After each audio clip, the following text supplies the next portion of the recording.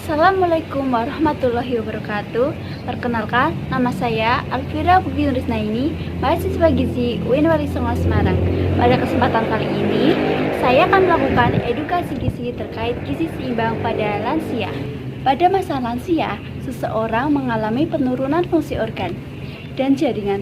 Hal tersebut meningkatkan risiko lansia mengalami permasalahan gizi dan kesehatan. Berdasarkan permasalahan tersebut, maka edukasi kali ini bertujuan untuk menambah pengetahuan lansia akan diet yang tepat pada lansia. Untuk lebih jelasnya, mari kita simak video berikut. Tahukah kamu apa itu lansia? Lansia merupakan singkatan dari lanjut usia, periode di mana organisme mencapai kematangan dan juga mengalami kemunduran sejalan dengan waktu. Menurut WHO, lansia merupakan seseorang yang telah memasuki usia di atas 60 tahun. Lansia juga merupakan tahapan akhir dari tahapan pertumbuhan dan perkembangan manusia.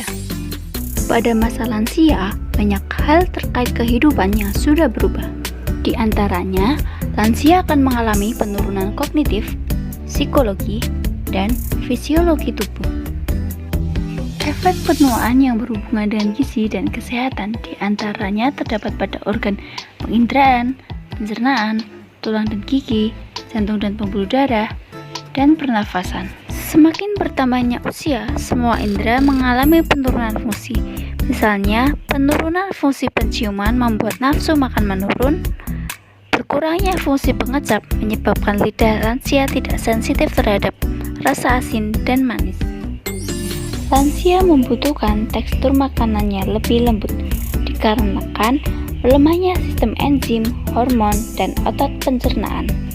Kepadatan tulang lansia mulai menurun sehingga berisiko mengalami osteoporosis. Selain itu, sistem gigi geligi tidak sempurna dan rapuh.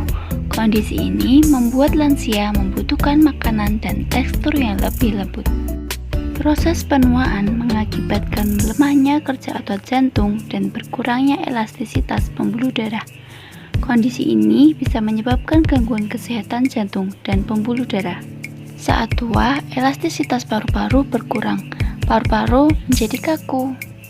Beberapa perubahan tersebut menyebabkan lansia rentan terhadap masalah gizi dan berbagai penyakit, seperti kegemukan, menurunnya aktivitas fisik dan kebutuhan energi seringkali tidak disadari lansia, sehingga pola makannya tidak berubah.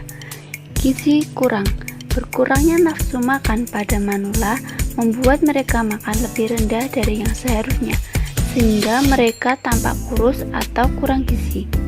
Anemia pada umumnya disebabkan oleh rendahnya asupan zat besi. Sembelit, lansia sering mengalami sembelit atau sulit BAB karena berkurangnya aktivitas fisik, kurang asupan serat, kurang minum, stres, dan sering mengkonsumsi obat-obatan tertentu. Penyakit degeneratif, menurunnya fungsi dan kualitas jantung, pembuluh darah, serta organ penting lainnya dapat menurunkan imunitas dan meningkatkan oksidan, yang akhirnya menimbulkan berbagai penyakit atau gangguan metabolik, terutama hipertensi, hiperkolesterol, diabetes, asam urat, gangguan ginjal, dan kanker. Osteoporosis yang terjadi akibat penurunnya kepadatan tulang pada lansia. Diet pada lansia, energi diberikan sesuai kebutuhan. Kecukupan energi dapat dihitung dengan mengalihkan BMR dengan aktivitas fisik. Karbohidrat diberikan 60-65% dari total energi.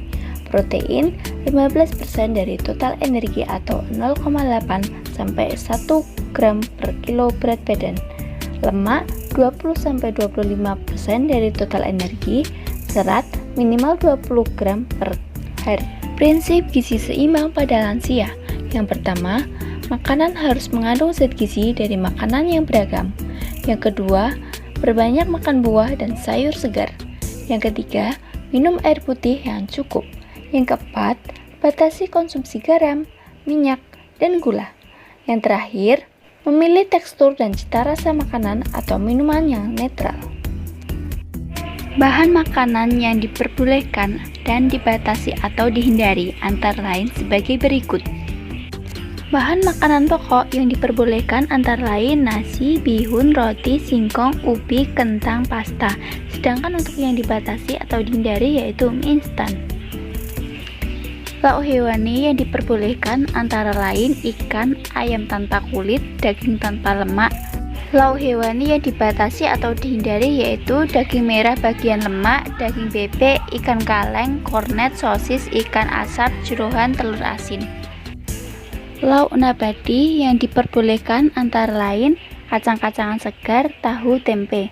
Dibatasi atau dihindari yaitu olahan kacang yang diawetkan menggunakan natrium. Sayuran yang diperbolehkan antara lain bayam, wortel, brokoli, kangkung, tomat, labu kuning, dan lain-lain. Sedangkan untuk yang dibatasi atau dihindari yaitu sayuran yang mengandung gas seperti kubis, sawi, lobak, dan nangka muda. Buah-buahan yang diperbolehkan antara lain pepaya, pisang, jeruk, melon, semangka. Untuk yang dibatasi yaitu buah yang mengandung gas seperti nanas, nangka, dan durian. Minuman yang diperbolehkan yaitu air putih, jus buah segar. Yang dibatasi atau dihindari yaitu minuman bersoda, minuman beralkohol, minuman kemasan, kopi, dan teh. Bagaimana? Sekarang sudah tahu kan diet yang tepat untuk lansia? Mulai dari syarat, prinsip diet, dan juga bahan makanan yang diperbolehkan dan dihindari. Semoga edukasi kali ini bermanfaat. Wassalamualaikum warahmatullahi wabarakatuh.